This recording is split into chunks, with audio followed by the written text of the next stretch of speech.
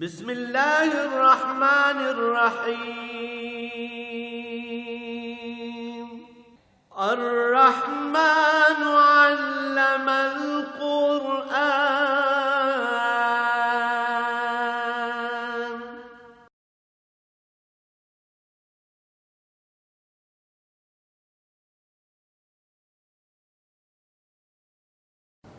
الحمد للہ رب العالمین والصلاة والسلام علی حبیبہ محمد وآلہ وصحبہ اجمعین اعوذ باللہ من الشیطان الرجیم بسم اللہ الرحمن الرحیم وہو الذی احیاکم ثم یمیتکم ثم یحییکم ان الانسان لکفور لکل امت جعلنا منسکا ہم ناسکوہ فلا ینازعنک فی الامر وادع الی ربک انک لا ھدی من مستقیم وان جادلوک فقل اللہ اعلم بما تعملون اللہ یحکم بینکم یوم القیامہ فیما کنتم فیہ تختلفون اللہم سبحانک لا علم لنا الا ما علمتنا انک انت العلیم الحکیم رب اشرح لی صدری ویسر لی امری واحلل عقدۃ من لسانی یفقہوا قولی رب زدنی علما مولایا صلی وسلم دائما ابدا علی حبیبک خیر الخلق کلہم۔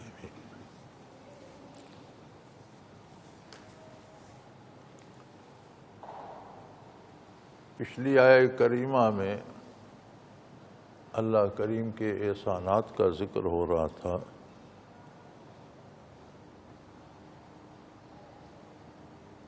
کہ اس نے تمہارے لیے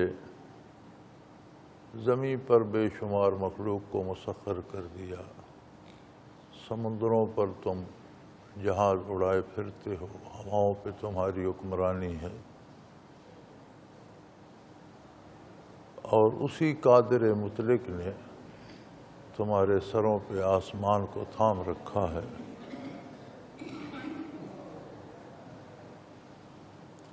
اور یہ اس کے احسانات، اس کی شفقت اور اس کی رحمت عامہ کی دلیل ہے۔ ہر کوئی ان سے مستفید ہو رہا ہے۔ پھر اسی طرح بنیادی بات ارشاد فرمائی کہ وَهُوَ الَّذِي أَحْيَاكُمْ، تم سوچو، غور کرو، تم کہاں سے آئے، تمہیں کس نے پیدا کیا، کس نے تمہارے اجزاء کو ایسی ترتیب دی کہ وہ ایک خوبصورت انسانی بدن بن گیا، کس نے تمہارے اندر روح پھونکی، کس نے تمہیں عقل و شعور دیا، نیک و بد کی تمیز دی، زندگی کی بہاریں دیکھنے اور برتنے کی توفیق کس نے دی؟ پھر یہ بھی تمہارے سامنے ہے کہ تمہاری زندگی یہ زندگی ابدی نہیں ہے۔ تم دیکھتے ہو تمہارے پاس لوگ روز مرتے ہیں، پیدا بھی ہوتے ہیں، مرتے بھی ہیں۔ ثم یمیتکم، وہی ذات بے ہمتا ہے جس نے زندگی دی ہے، وہ زندگی واپس بھی لے لیتا ہے، موت بھی آ جاتی ہے۔ ثم یحییکم، موت زندگی کا خاتمہ نہیں ہے، ایک نئی زندگی کی ابتدا ہے۔ موت کے بعد برزخ کی حیات ہے قیامت تک، قیامت کو ثم یحییکم، پھر اس بدن سمیت تمہیں زندہ کر دے گا۔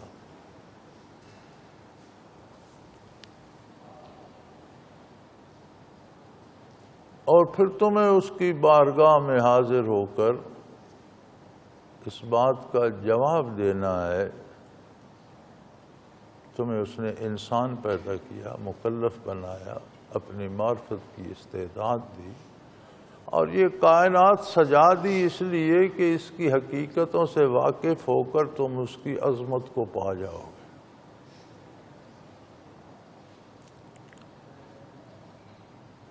ان الانسان لکفور، لیکن عمومی طور پر اکثریت جو ہے انسانوں کی وہ ناشکری ہے، وہ اللہ کا شکر ادا نہیں کرتے۔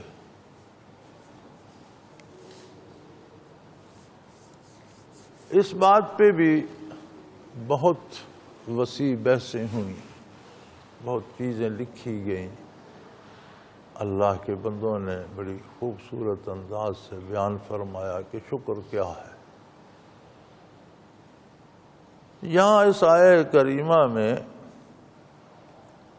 یہ جو کہا گیا ہے کہ انسان ناشکرا ہے، یعنی عظمت الہی کا ادراک نہیں کرتا۔ اگر ادراک کر لیتا تو کبھی نافرمانی نہ کرتا۔ اگر اسے یہ احساس ہو جاتا کہ مجھے ایک خالق نے پیدا فرمایا ہے، ایک وقت تک کے لیے دنیا میں رکھا ہے، اور مجھ پر کچھ حدود و قیود لگائی ہیں کہ یہ کر سکتے ہو، اس طریقے سے کر سکتے ہو، یہ نہیں کر سکتے، تو عظمت باری سے آشنا ہوتا تو اس کے احکام کی پابندی کرتا، اور اس کی عظمت سے آشنا ہو کر اس لیے اس کی اطاعت کرنا کہ وہ مستحق ہے اس بات کا کہ اس کی اطاعت کی جائے، اس کی عبادت کی جائے۔ اس آیہ کریمہ میں اس عمل کو شکر کہا گیا۔ جو یہ نہیں کرتے وہ ناشکرے ہیں۔ تو یقیناً انسانوں کی اکثریت جو ہے وہ ناشکری ہے، اللہ کا شکر ادا نہیں کرتے۔ تو اس آیت سے معلوم ہوتا ہے کہ مقصد حیات عظمت الہی کا ادراک ہے۔ جیسے قرآن کریم میں دوسری جگہ ارشاد ہے، وَمَا خَلَقْتُ الْجِنَّ وَالْإِنسَ إِلَّا لِيَعْبُدُونَ، اے لِيَعْرِفُونَ، جنوں اور انسانوں کو ہم نے اپنی عبادت کے لیے، یعنی معرفت کے لیے، اطاعت تبھی کی جائے گی کہ جب جس کی اطاعت کی جائے اس کی عظمت کو جانا جائے اور یہ سمجھا جائے کہ اس کا حق ہے کہ اس کی اطاعت کی جائے۔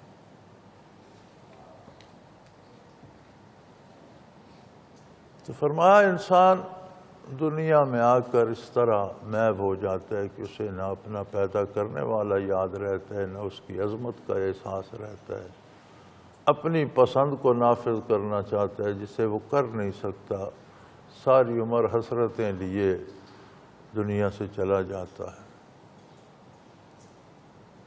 لِكُلِّ أُمَّةٍ جَعَلْنَا مَنْسَكًا هُمْ نَاسِكُوهُ فَلَا يَنَازِعُنَّكَ فِي الْأَمْرِ۔ لوگ، بہت سی امتیں پہلی گزر چکی، بہت سی شریعتیں نازل ہوئیں، کتابیں نازل ہوئیں، تو ہر امت کے لیے اس کی استعداد کے مطابق احکام اپنے تھے۔ شریعت دو چیزوں کا مجموعہ ہے، ایک ہے خبر اور ایک ہے امر۔ یہ دو چیزوں کا مجموعہ ہے شریعت۔ خبر کیا ہے؟ خبر ہے اللہ واحد ہے، لا شریک ہے، یہ خبر ہے۔ فرشتے ہیں، یہ خبر ہے۔ آخرت ہے، یہ خبر ہے۔ جنت و دوزخ ہے، یہ خبر ہے۔ قیامت قائم ہوگی، یہ خبر ہے۔ حساب کتاب ہوگا، یہ خبر ہے۔ خبر تبدیل نہیں ہوتی۔ اگر خبر تبدیل ہو جائے تو پھر دو میں سے ایک ہی سچی ہوتی ہے۔ اگر پہلے ایک خبر آئی بعد میں دوسری آ گئی تو دونوں سچ نہیں ہو سکتی، ایک سچی ہوگی۔ لہذا آدم علیہ نبینا علیہ صلاۃ والسلام سے لے کر آقا نامدار صلی اللہ علیہ وسلم تک ہر نبی نے لا الہ الا اللہ کی تعلیم دی۔ ہر شریعت کا بنیادی کلمہ لا الہ الا اللہ تھا۔ وہی حقائق آخرت کے بارے بتائے، وہی بات فرشتوں کے بارے کی، وہی بات جنت و دوزخ کے بارے کی، وہی بات انسانی حساب کتاب کے بارے کی۔ یہ ساری خبر تھی، عقائد خبر ہیں۔ اللہ نے اور اللہ کے رسول صلی اللہ علیہ وسلم نے ہمیں خبر دی، اور خبر آدم علیہ نبینا علیہ الصلوۃ والسلام سے لے کر تمام انبیاء اور رسل نے ایک ہی دی۔ دوسری بات ہے احکام۔ احکام انسانی استعداد کے مطابق مختلف ہوتی ہیں۔ اب آخری شریعت آ چکی، آخری احکام آ گئے، لیکن یہ بھی مختلف افراد کے لیے مختلف ہیں۔ نماز میں قیام فرض ہے، اب جو کھڑا نہیں ہو سکتا اس کے لیے اجازت ہے وہ بیٹھ کے پڑھ لے، تو دو حکم ہو گئے نا، کچھ کھڑے ہو کر پڑھ رہے ہیں، کچھ بیٹھ کر پڑھ رہے ہیں۔ سجدہ فرائض نماز میں سے ہے، اب جو بندہ زمین پہ اٹھ بیٹھ نہیں سکتا وہ کرسی پر بیٹھا ہوا اشارے سے سجدہ کر رہا ہے، تو ایک وقت میں دو لوگوں کے لیے مختلف احکام ہو گئے نا۔ تو احکام استعداد پر ہوتے ہیں۔ اس عہد میں ان امتوں کے پاس جتنے دنیاوی علوم، جتنی مہارت تھی، جتنی استعداد کار تھی، جتنا وہ کر سکتے تھے، اس طرح کے احکام نہ۔ اب پہلی شریعت کے احکام کو لے کر آج جھگڑا کرنا کہ جی وہ تورات میں تو یہ تھا، انجیل میں تو یہ تھا، تو آپ یہ کیوں کہہ رہے ہیں، یہ فرمایا یہ درست نہیں ہے۔ جب آپ صلی اللہ علیہ وسلم مبعوث ہوئے اور آپ کی کتاب قرآن کریم نازل ہوا تو پہلی ساری شریعتیں منسوخ ہو گئی، اور آپ صلی اللہ علیہ وسلم کی بعثت انسانیت کی بلوغت پر ہوئی۔ آدم علیہ السلام سے انسانیت کا بچپن تھا، لڑکپن تھا۔ جتنا انسانی شعور ترقی کرتا گیا، جو انبیاء آئے اس کے مطابق احکام لائے جو انسانوں کے لیے مشکل نہ ہوں، جنہیں وہ سمجھ سکیں اور جن پر عمل کر سکیں۔ حتیٰ کہ انسانیت کی عمر بھی بڑھتی گئی، اور جب انسانیت بالغ ہو گئی تو اللہ کے آخری نبی مبعوث ہوئے، آقا نامدار حضرت محمد صلی اللہ علیہ وسلم، اور آخری احکام بھی آ گئے، اب قیامت تک نہیں بدلیں گے۔ ایک شیر خوار بچے کے لیے اور حکم تھا، جب وہ چلنے لگ گیا تو اور حکم تھا، جب وہ ذرا بڑا ہو گیا تو احکام بدل گئے، جب اور سمجھدار ہو گیا لڑکپن کے احکام اور تھے، لیکن جب وہ بالغ ہو گیا تو پھر اور ضابطے آ گئے۔ اب بلوغت سے کوئی بچپن کو نہیں جاتا، آگے کوئی بڑھتا ہے، لہذا اللہ کا آخری نبی، نبوت کی تکمیل کرنے والی ہستی، جس پر نبوت مکمل ہو گئی، نئے نبی کی ضرورت ہی باقی نہ رہی، تو احکام بھی جامع، انسانی بلوغت کے بعد جامع احکام۔ ہم نے اپنے بچپن میں، لڑکپن میں دیکھا ہے، میں نے دیکھا ہے الحمدللہ کہ میرے گاؤں میں ایسے لوگ بھی تھے جو اسی گاؤں میں پیدا ہوئے اور بوڑھے ہو کر مر گئے، اور ساری عمر کسی دوسرے گاؤں تک نہیں گئے۔ ایسے لوگ میں نے دیکھے، ان کا بڑھاپا ہم نے دیکھا ہے، تو انہوں نے ساری عمر دوسرے گاؤں تک نہیں۔ ہم نے یہ بھی دیکھا ہے کہ گاؤں سے کسی کو بھوشال تک جانا پڑتا تھا، چونکہ چوکی پولیس کی وہاں تھی، تو روٹی گھر سے باندھ کے لے جاتا تھا، کوئی ہوٹلوں کا تصور نہیں تھا، کوئی کسی کی واقفیت نہیں ہوتی۔ آج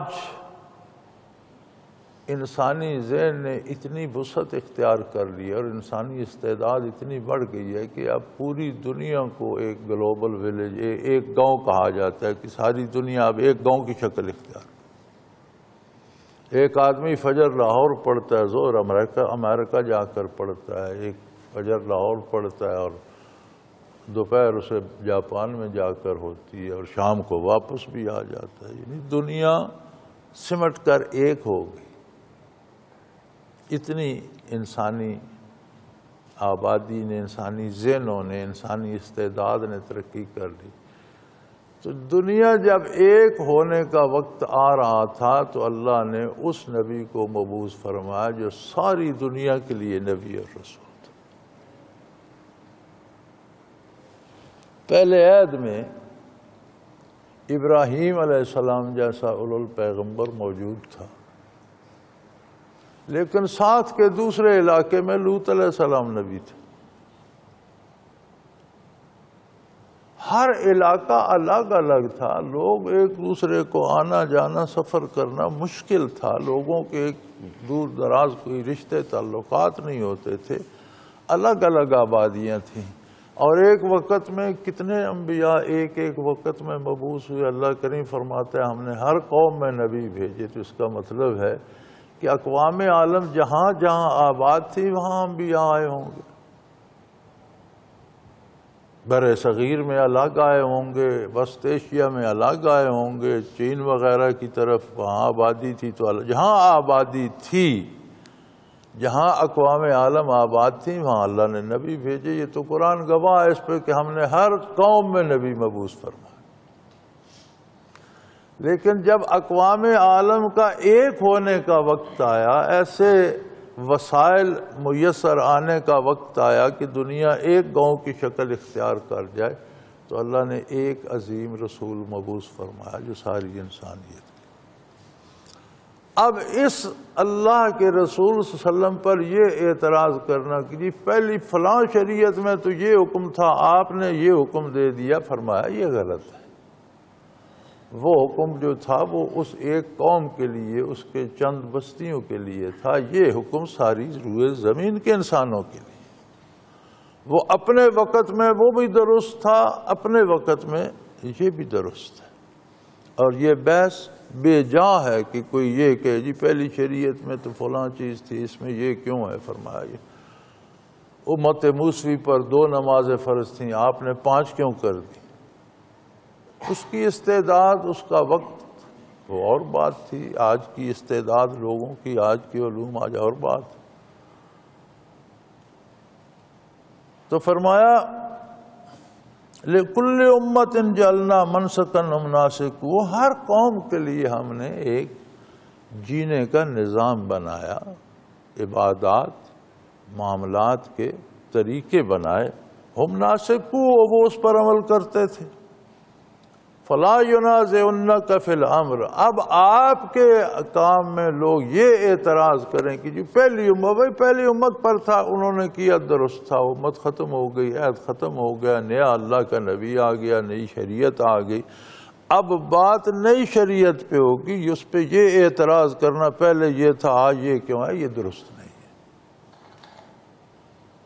وَادْعُ إِلَىٰ رَبِّكَ. فرمایا آپ ان معترضین کی پرواہ مت کیجیے.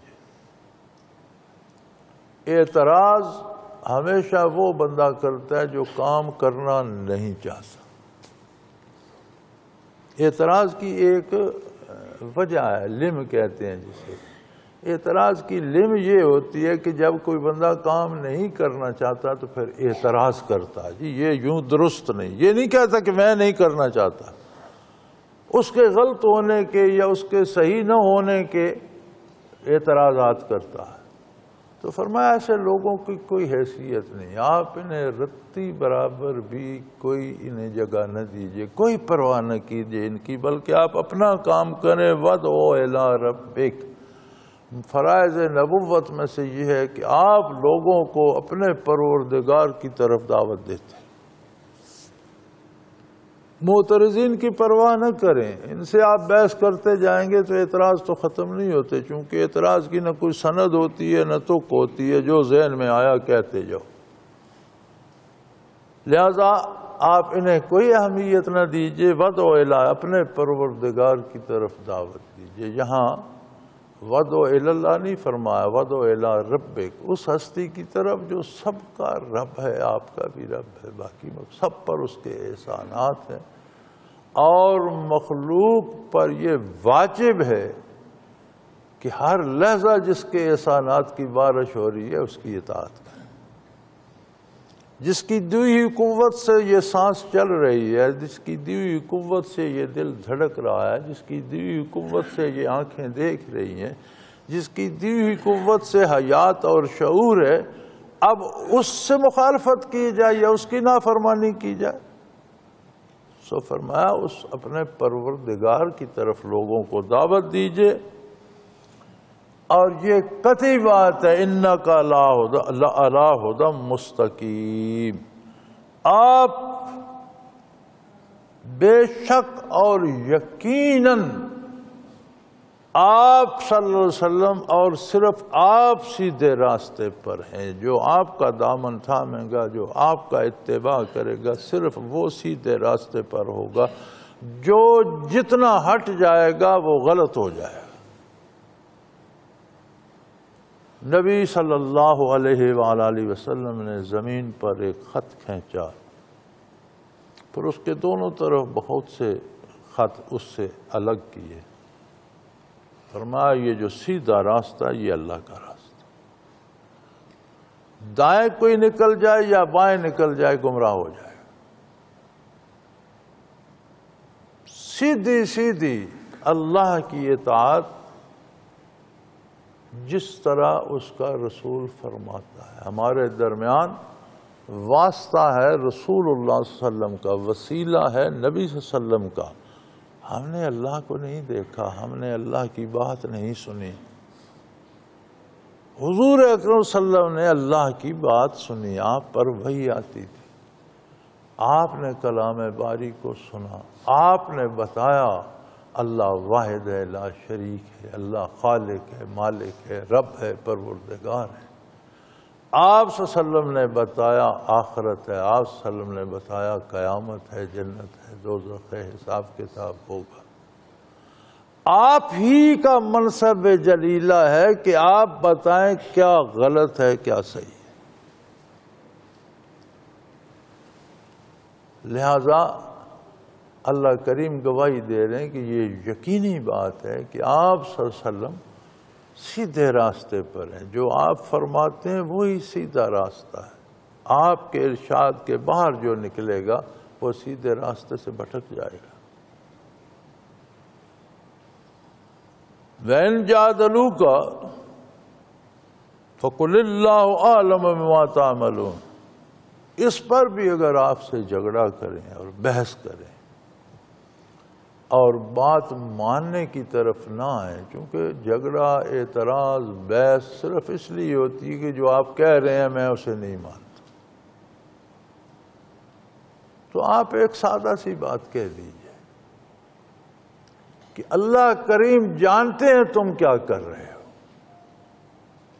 جب وہاں جاؤ گے واپس اللہ کریم کے پاس تو تمہیں اسی کی جزا ملے گی جو کر رہے ہو، وہ اللہ کے سامنے کر رہے ہو، اللہ کریم ہر جگہ موجود ہے، ہر کام کو دیکھ رہے ہیں، سن رہے ہیں، تو اس میں بحث میں پڑنے کی ضرورت نہیں۔ اگر تم یہ بات نہیں ماننا چاہتے تو اپنی مرضی کر کے بھی دیکھ لو، لیکن یہ یاد رکھو کہ اللہ کریم تمہاری ہر بات کو دیکھ اور سن رہے ہیں، اور جب اس کی بارگاہ میں جاؤ گے تو ویسا بدلہ پاؤ گے۔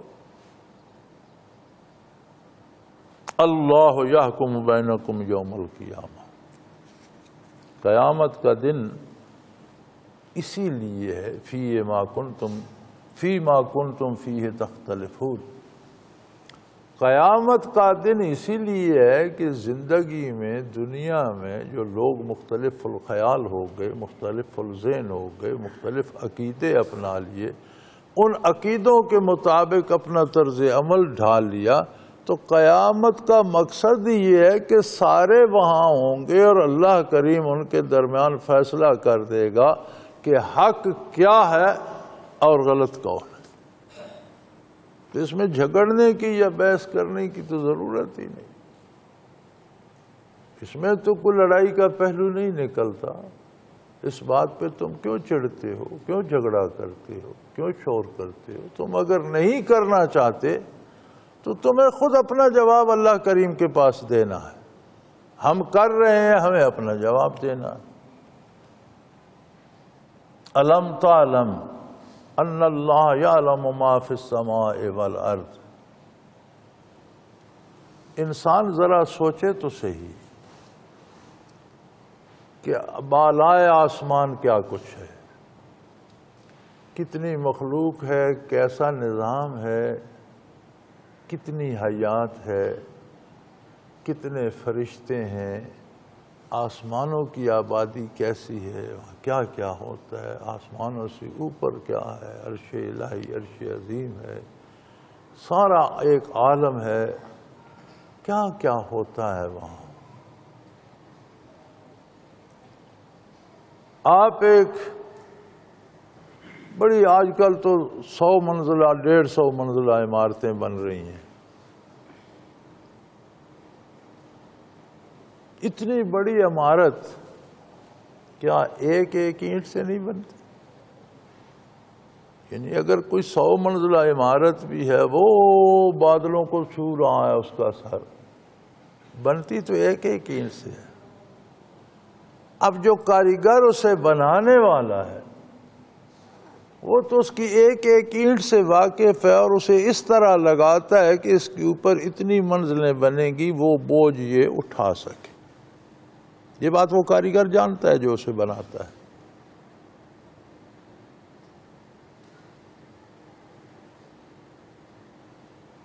جس نے یہ کائنات بنائی ہے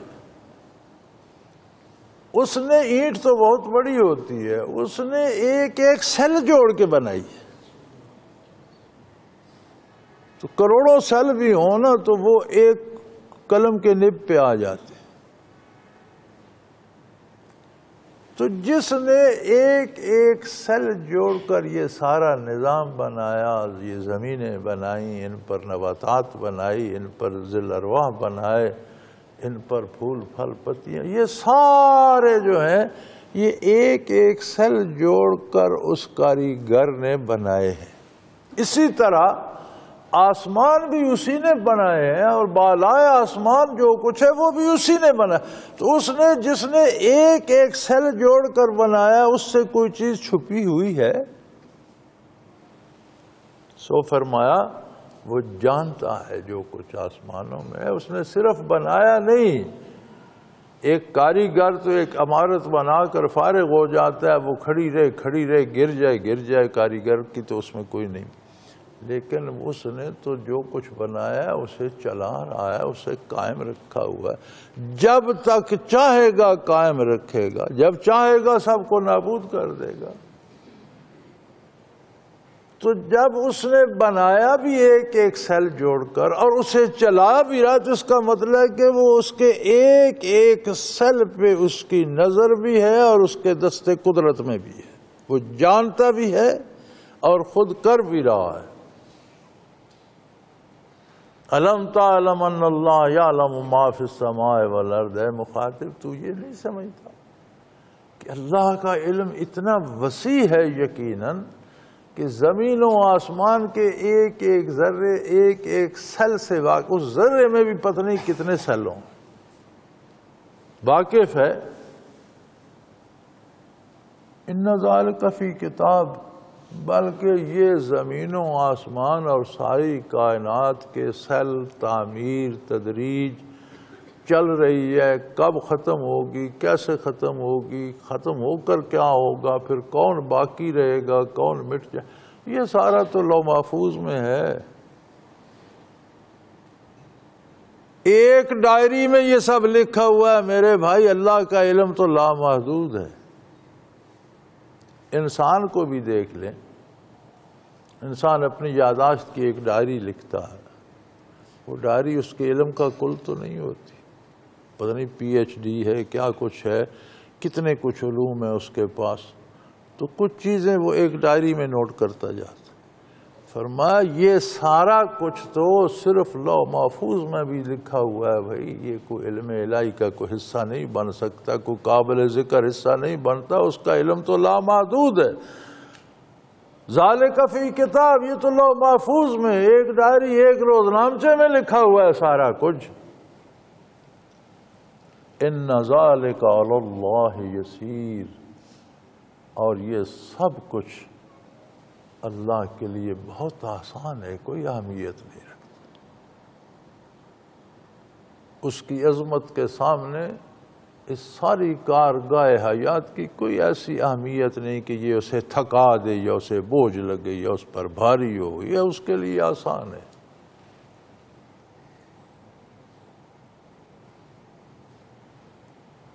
اس کا مطلب یہ ہے کہ قرآن کریم نے ایسی بحث فرمائی ہے کہ بندہ مومن کو قرآن بھی سمجھنا چاہیے، احادیث بھی سمجھنی چاہیے، چونکہ معلم قرآن تو آقا نامدار صلی اللہ علیہ وسلم ہی ہیں۔ قرآن ملا بھی آپ سے، اور قرآن کی تفسیر بھی آپ ہی کا منصب جلیلہ ہے۔ لِتُبَيَّنَ لِلنَّاسِ مَا نُزِّلَ إِلَيْهِمْ، آپ کا منصب جلیلہ ہے کہ لوگوں کو بتائیں ان کی طرف کیا نازل کیا گیا، اس کا کیا مفہوم ہے، کیا مطلب ہے۔ تو کوئی ایسی تفسیر و تعبیر جو حضور اکرم صلی اللہ علیہ وسلم کے ارشاد فرمائے ہوئے ضابطے سے نکل جائے گی، وہ تفسیر بالرائے ہوگی، اور تفسیر بالرائے کا انجام دوزخ ہے۔ لہذا سارے دینی علوم کی بنیاد آپ صلی اللہ علیہ وسلم کی تعلیمات ہیں اور ان ضابطوں کے اندر ہے۔ لیکن کیا صرف یہی مسلمان کو حاصل کرنا چاہیے؟ نہیں، یہ ضرور حاصل کرنا چاہیے۔ فرائض کا جاننا فرض ہے، سنتوں کا جاننا سنت ہے، واجبات کا جاننا واجب ہے، اور علوم کا حاصل کرنا عظمت الہی کا احسان ہے۔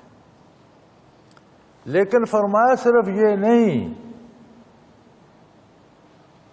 ارض و سما کی تخلیق پر، ان میں کائنات کے بسنے پر، اس کے نظام پر بھی غور کرو، یعنی علوم دنیا بھی حاصل کرو، سائنس بھی پڑھو، ٹیکنالوجی بھی حاصل کرو۔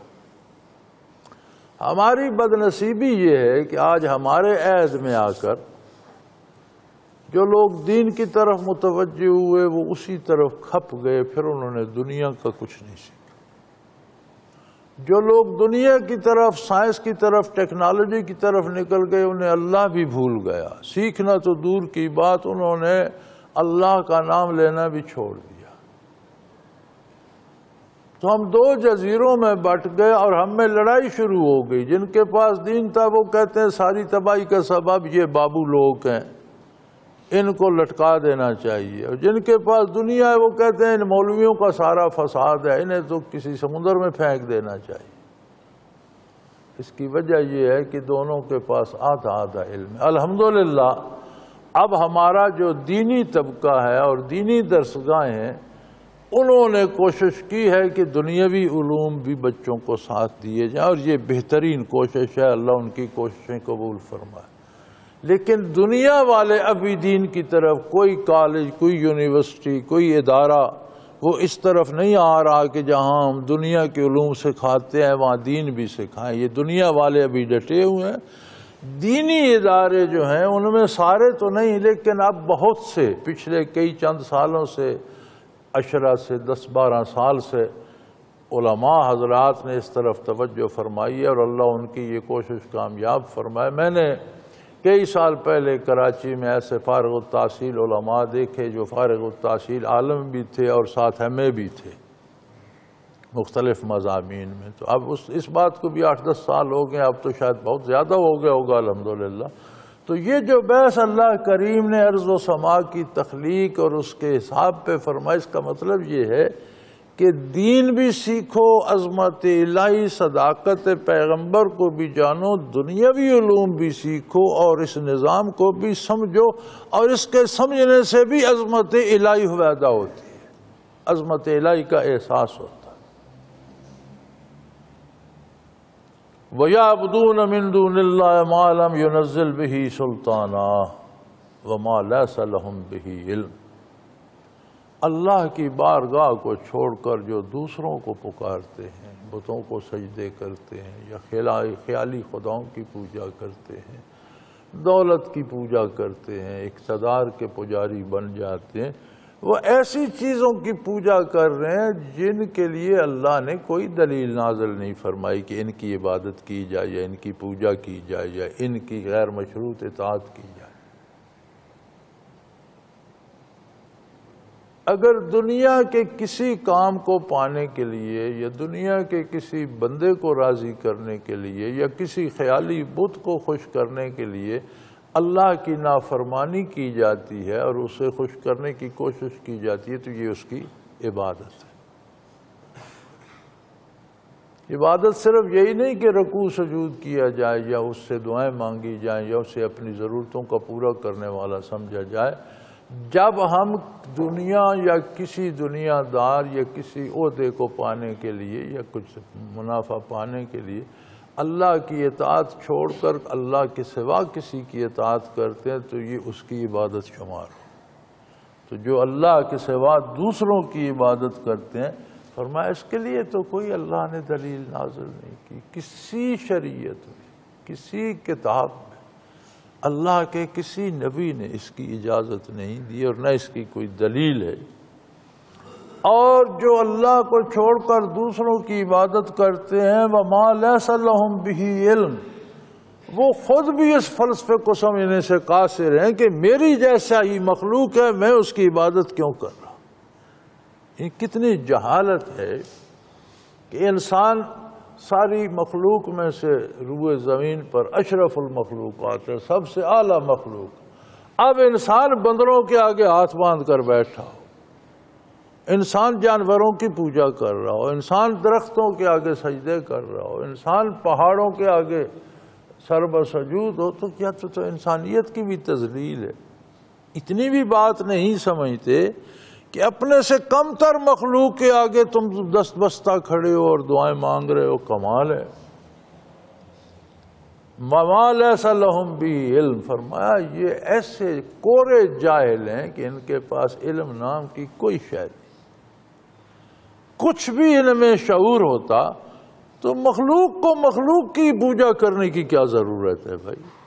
وہ بھی ہمارے جیسی مخلوق ہے، میں مخلوق ہوں، ملک کا سربراہ بھی مخلوق ہے، مجھے بھوک لگتی ہے اسے خود بھوک لگتی ہے، مجھے نیند آتی ہے اسے بھی نیند آتی ہے، مجھے پیاس لگتی ہے اسے بھی پیاس لگتی ہے، میں بیمار ہوتا ہوں وہ بھی ہو جاتا ہے، پھر اس کی پوجا کیوں کروں؟ کیا حق ہے کہ میں اسے معبود سمجھوں؟ وہ میری کیا مدد کرے گا؟ وہ خود میری طرح محتاج ہے۔ اور یہ سن لو، فرمایا مَا لِلظَّالِمِينَ مِن نَصِيرٍ، جو لوگ یہ زیادتی کرتے ہیں، ظلم کرتے ہیں، ان کی کوئی مدد کرنے والا نہیں۔ اللہ کا ایسا نظام ہے کہ ظالم بے یار و بے مددگار ہو جاتا ہے۔ اس حقیقت کو وہ نہ سمجھے، اپنی کوتاہی کی وجہ سے چھپی رہے، لیکن قبر میں جائے گا، میدان حشر میں جائے گا تو اسے پتہ چل جائے گا کہ اس ظلم کے میدان میں، کفر و شرک کے میدان میں، اللہ کی نافرمانی کے میدان میں اکیلا ہوں، کوئی میری مدد کرنے والا۔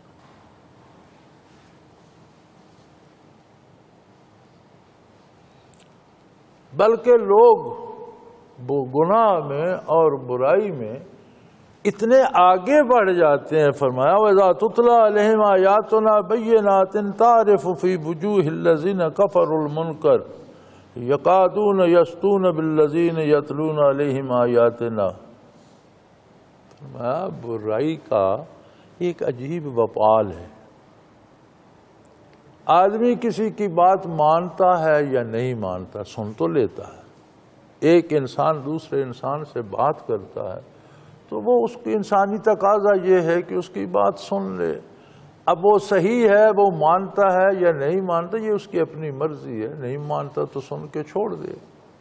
لیکن فرمایا جب لوگ اللہ کی عظمت سے ہٹتے ہیں اور مخلوق کی پوجا پہ لگ جاتے ہیں تو ان کے دل اتنے سخت ہو جاتے ہیں، اتنے سیاہ ہو جاتے ہیں، اتنے تاریک اور اندھیرے ہو جاتے ہیں کہ ان کے سامنے اللہ کا نام لو یہ کاٹنے کو دوڑتے ہیں۔ ان میں وہ انسانی قوت برداشت بھی نہیں رہتی کہ بات تو سن لیں. فرمایا اذا تتلی علیہم آیاتنا، جب اللہ کے بندے ہماری آیات ان پر پڑھتے ہیں، انہیں ہماری بات سناتے ہیں، قرآن کی آیت سناتے ہیں، اللہ کے نبی کی حدیث پاک سناتے ہیں، اللہ کی عظمت کی بات کرتے ہیں، تعرف فی وجوہ الذین کفروا المنکر، تو کفار کے چہرے پہ انکار کی سیاہی ابھر آتی ہے، اس کے چہرے کے نقوش بدل جاتے ہیں. ایسا لگتا ہے یقادون یسطون بالذین یتلون علیہم آیاتنا، ایسا لگتا ہے کہ جو ہماری آیات پڑھ رہے ہیں ان پر جھپٹ پڑیں گے.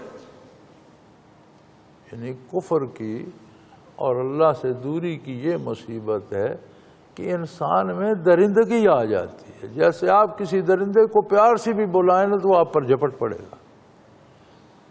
آپ اللہ کی آیات پیش کرتے ہیں، کوئی اللہ کا بندہ اللہ کے احکام پیش کرتا ہے، اللہ کے نبی صلی اللہ علیہ وسلم کے ارشادات پیش کرتا ہے، تو یہ جو کافر و منکر ہیں ان کے چہرے پہ اس طرح تنفر ابھرتا ہے کہ ان کے بس میں ہو تو اس پر جھپٹ پڑیں اور اسے چیر پھاڑ ڈالیں. قُلْ أَفَأُنَبِّئُكُم بِشَرٍّ مِّن ذَلِكَ، آپ ان سے کہیے کہ یہ جو تمہارا غضب بھڑک رہا ہے اور تمہارا چہرہ متغیر ہو رہا ہے اور تم چیر پھاڑ ڈالنا چاہتے، اس سے بھی بری چیز نہ تمہیں بتاؤں. یعنی یہ بھی بہت بری ایک کیفیت ہے. جو اس طرح کی کیفیت جس پر آتی ہے صرف دوسرے کو تکلیف نہیں دیتا، خود زیادہ ٹینشن لیتا ہے، اس کی اپنی کیفیت اس کے اپنے اندر کو تباہ کر دے. فرمایا اس سے بھی ایک بری چیز ہے، اور وہ کیا ہے؟ فرمایا النار، جس راستے پر تم جا رہے اس کا انجام دوزخ کی آگ میں ہو، اور بہت بری چیز ہے. وعدہ اللہ الذین کفروا وبئس المصیر، اللہ نے کفار سے، منکرین سے، اللہ کی عظمت کا انکار کرنے والوں سے، اللہ کے نبی کی نبوت کا انکار کرنے والوں سے، اللہ کے دین کا انکار کرنے والوں سے اس کا وعدہ کر. جس طرح ایمان کے دو حصے ہیں، ایک حصہ ہے کہ بندہ کہتا ہے میں یہ بات مانتا ہوں، میں توحید پر، رسالت پر، آخرت پر، کتاب پر ایمان لاتا ہوں، یہ ایک حصہ ہے. اس کا دوسرا حصہ یہ ہے کہ وہ اس پہ عمل کتنا کرتا. اسی طرح انکار کے بھی دو حصے ہیں. ایک یہ ہے کہ ایک سیدھا ہی انکار کر دیتا ہے، میں نہیں مانتا، نہ اللہ کو واحد مانتا ہوں، نہ نبی کو سچا مانتا ہوں، نہ دین کو مانتا ہوں. ایک حصہ اس کا یہ بھی ہے کہ زبانی کہتا ہے مانتا ہوں، عملاً نہیں مانتا. یہ بھی انکار کا ایک حصہ ہے. اور ہمیں یہ سوچنا چاہیے کہ کہیں میں اس میں مبتلا تو نہیں کہ میں کہتا ہوں میں اللہ کو وحدہ لا شریک مانتا ہوں، اللہ کے نبی کو برحق مانتا ہوں، قیامت کو مانتا ہوں، اللہ کی کتاب کو مانتا ہوں، لیکن اللہ کے احکام نہیں مانتا. زبانی مانتا ہوں، عملاً نہیں مانتا. اور ہم میں سے اس عہد میں اکثریت اس وبا میں مبتلا ہے. ہمیں یہ سوچنا چاہیے، اس سے توبہ کرنی چاہیے اور خود کو اطاعت الہی کے اندر لانا چاہیے، اور اپنے لیے سوچنا چاہیے. میں آپ کا سوچنا شروع کر دیں، آپ میرا سوچنا شروع کر دیں، یہ غلط ہوگا. ہر بندہ اپنا سوچے کہ میں جب اقرار کرتا ہوں لا الہ الا اللہ محمد الرسول اللہ صلی اللہ علیہ وسلم، تو آپ کی احکام کی اطاعت کتنی کر رہا ہوں، آپ کی شریعت پر عمل کتنا کر رہا ہوں. تو اللہ توفیق عمل دے اور اللہ پاک ہمت دے اس چند روزہ زندگی میں. کہنے کو عرصہ بڑا لگتا ہے، 80 سال، 100 سال، 60 سال، 50 سال، لیکن جن لوگوں کی عمر 50-60 سال ہے وہ ذرا پیچھے دیکھیں تو کل کی بات نہیں لگتی. کسی 100 سال کے بندے سے پوچھیں تو وہ کہتا ہے کل تو یار ہم لڑکے تھے اور کل تو ہم جوان تھے. ایسے لگتا ہے جیسے کل کی بات. تھوڑی سی زندگی ہے محدود سی، اور آگے لامحدود حیات ہے ختم نہ ہونے والی۔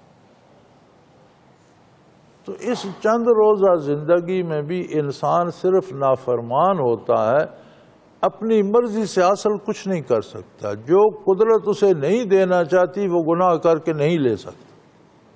یا تو یہ ہوتا نا کہ اللہ کی نافرمانی تو کی لیکن اپنی خواہش تو پوری کر لی، وہ نہیں ہوتی۔ وہی ملتا ہے گناہ کر کے بھی، اگر نیکی کرتا تو وہ بھی اسے ضرور مل جاتا۔ ہر چیز اللہ کی طرف سے ملتی ہے، انسان کا کردار تو اس کی اپنی عاقبت کے لیے اسے بنا رہا ہے یا خراب کر رہا ہے۔ تو اس طرح اپنی زندگی کے بارے میں اس انداز سے سوچنا چاہیے کہ میں کیا کر رہا ہوں اور مجھے کیا کرنا چاہیے۔ یا ایھا الناس ضرب مثل فاستمعوا له ان الذین تدعون من دون اللہ لن یخلقوا ذبابا ولو اجتمعوا له لن یسلبوه الذباب شیئا لا یستنقذوه منه ضعف الطالب والمطلوب۔ فرمایا اللہ کریم کو چھوڑ کر مخلوق کی پوجا کرنے والوں ذرا اس مثال پہ غور کرو۔ اللہ کریم ایک مثال ارشاد فرماتے ہیں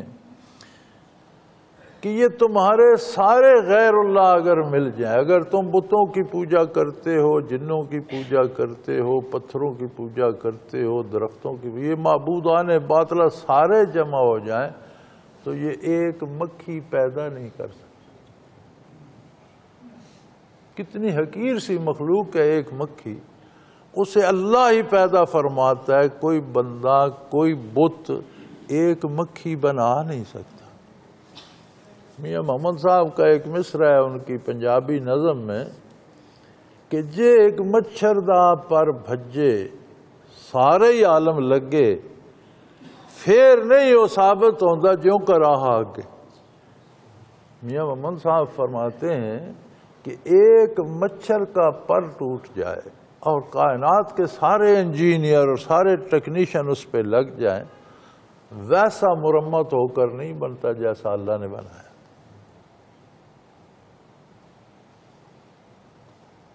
کوئی ایک تنکا گھاس کا مصنوعی نہیں بن سکتا، کوئی ایک پتا انسان نہیں بنا سکتا، سب کچھ قدرتی ہی پیدا ہوتا ہے۔ تو پھر انسان کی یا مخلوق کی یا دوسروں کی پوجا کرنے کا کیا اصل؟ جب وہ اتنے محتاج ہے تو اس کی کیوں نہ کی جائے جو سب کا خالق ہے، جو سب کچھ بناتا ہے؟ اسے چھوڑ کر مخلوق کی پوجا کا کیا؟ اچھا پھر دوسری بات سن لو، فرمائیں یسلبوا الذباب شیئا لا یستنقذوہ منہ۔ اگر ایک مکھی ان سے کوئی چیز چھین کر لے جائے، مکھی چہرے پہ بیٹھتی ہے، یہاں سے کوئی تراوت اٹھا لیتی ہے، کون ہے جو اس سے چھین کر لائے گا؟ بتوں کے سامنے لوگ کھانے چڑھاوے کے طور پر رکھ دیتے تھے اور پھر پوجا پاٹ کر کے پھر خود اسے متبرک سمجھ کر کھاتے تھے۔ فرمایا اس پر جو مکھیاں آ جاتی اور اس میں سے اپنا حصہ لے جاتے ہیں تو یہ تمہارے بت ان مکھیوں کو روک نہیں سکتے کہ بھائی ہمارے سامنے پڑا ہے نہ لو، اور چاہیں تو ان سے واپس نہیں کرا سکتے۔ تو جب ان کا اقتدار و اقتدار ایک مکھی پہ نہیں چلتا، تم ان کی پوجا کس خوشی سے کر رہے ہو؟ یہ معبود کس بات کے ہو گئے؟ وَإِن يَسْلُبْهُمُ الذُّبَابُ شَيْئًا لَا يَسْتَنقِذُوهُ مِنْهُ۔ اگر مکھی کچھ چیز اٹھا کر لے، انسان کی پوجا کرتے ہو، وہ انسان بھی اتنا ہی محتاج ہے کہ اس پہ چہرے پہ مکھی بیٹھے تو پکڑ بھی نہیں سکتا، زور لگائے اڑ جاتی، تھپڑ مارے تو منہ پہ پڑتا ہے، مکھی پہ تو نہیں پڑتا، اڑ جاتی۔ میں نے ایک بوڑھے کو دیکھا تو اس وقت تو لوگ گاؤں میں جو بیٹھ کے ادارے ہوتے تھے وہاں بیٹھا کرتے، وہ بوڑھا سا آدمی تھا بیچارہ، وہاں بیٹھا رہتا تھا، جیل میں عمر گزار کر آیا، بوڑھا ہو گیا، اس طرح کر کے بیٹھ رہتا تھا۔ یہ مکھی آ گئی، یہ مکھی بیٹھ گئی، طرف سے تھپڑ، مکھی اڑ جاتی، تھپڑ منہ پہ لگتا۔ فرمایا یہ تمہارے بت تو اتنے محتاج ہیں کہ ان کے سامنے جو چڑھاوے رکھتے ہو ان پر سے مکھی کو نہیں روک سکتے کہ وہ نہ کھائے، اور اگر مکھی کوئی ذرا مکھی کتنا کچھ لے کر گئی ہوگی، ان سے کہو اس سے واپس لے، یہ چاہے بھی تو اس سے وضاف الطالب والمطلوب، جیسے کمزور تمہارے بت تھے تم ان سے بھی گئے گزرے ہو کہ بتوں کے آگے سجدہ ریز ہو، بت تو پتھر کے تھے، وہ تو تھے ہی کمزور، تم انسان ہو کر شرف انسانیت سے اتنے گر گئے کہ بت پرستی پہ چلے گئے۔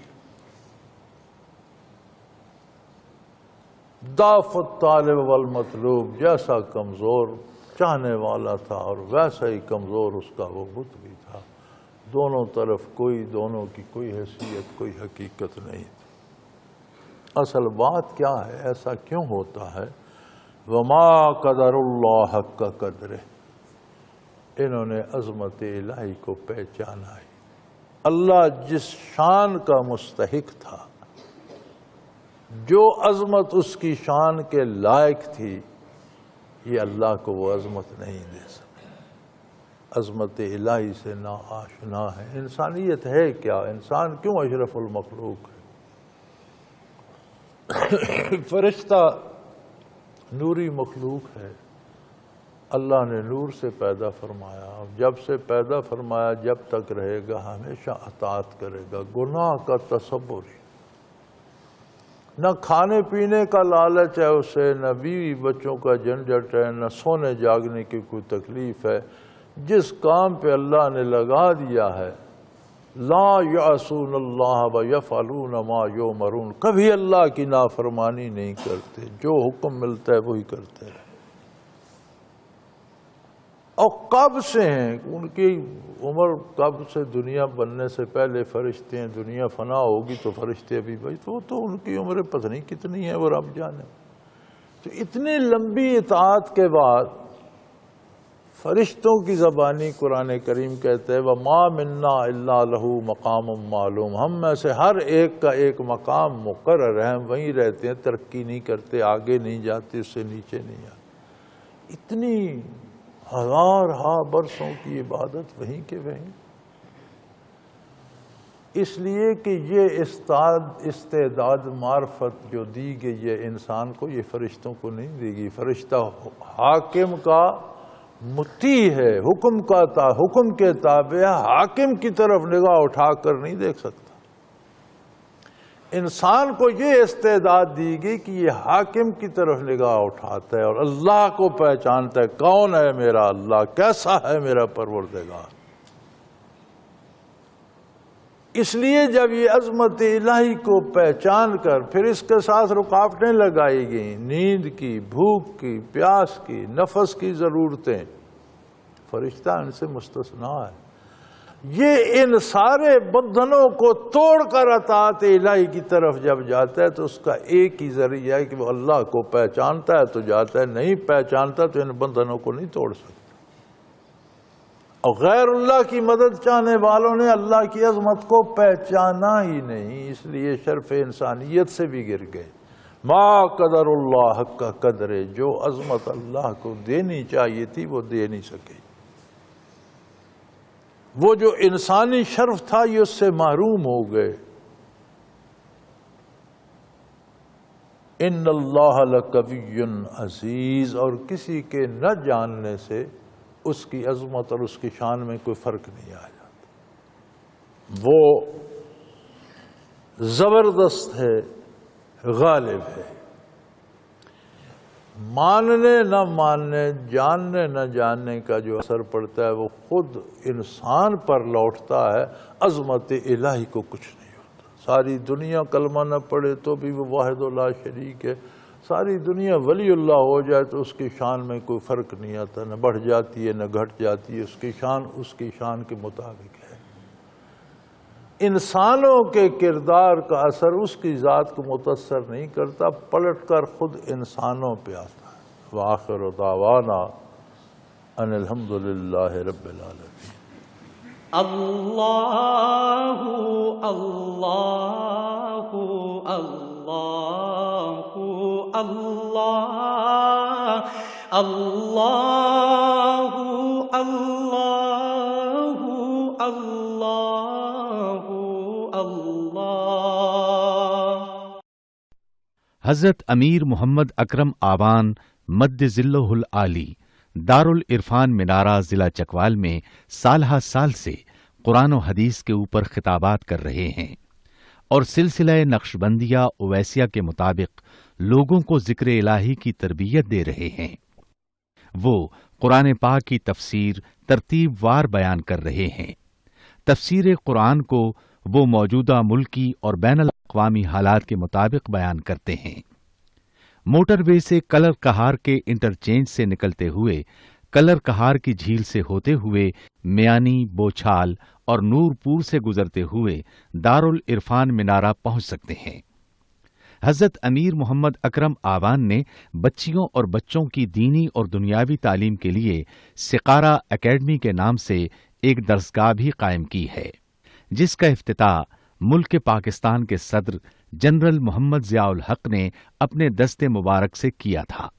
وہ تمام احباب جو اسلام کی طلب رکھتے ہیں ان سے گزارش ہے کہ دارالعرفان منارہ ضلع چکوال میں امیر محمد اکرم آوان صاحب کے خطابات سے مستفید ہوں۔ وہ ہر جمعے کو نماز سے پہلے بیان فرماتے ہیں۔ ہر ماہ کی پہلی اتوار کو ماہانہ اجتماع ہوتا ہے جس میں آپ خصوصی خطاب فرماتے ہیں اور پاکستان کے چاروں صوبوں سے احباب اس اجتماع میں شرکت کرتے ہیں۔ اس کے علاوہ یہاں سال میں 2 مرکزی اجتماعات بھی ہوتے ہیں، ایک رمضان المبارک میں اعتکاف کا اجتماع اور دوسرا جولائی اور اگست میں 40 دن کا اجتماع ہوتا ہے جس میں روحانی تربیت کی جاتی ہے۔ اپنا خون سیماب دے کر اتنا ہم کر جائیں گے، نام آقا کا چمن میں پھر رقم کر جائیں گے۔